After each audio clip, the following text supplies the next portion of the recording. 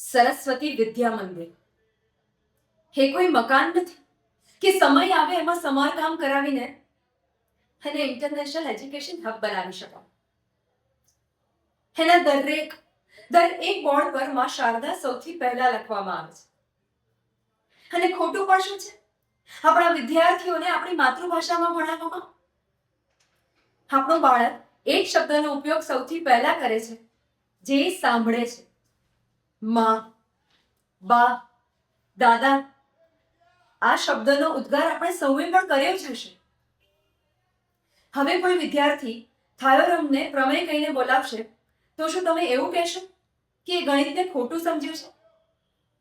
આર્યભટ્ટે ગણિતના સૌથી મોટા આધાર એવા શૂન્યની શોધ અંગ્રેજી ભાષામાં લખીને નહોતી કરી. જ્ઞાન એ પ્રકાશ છે જે આપણી માતૃભાષામાં ઝળકે છે. એ કોઈ ભાષા નથી. બસ મારે આટલું જ કહેવું છે.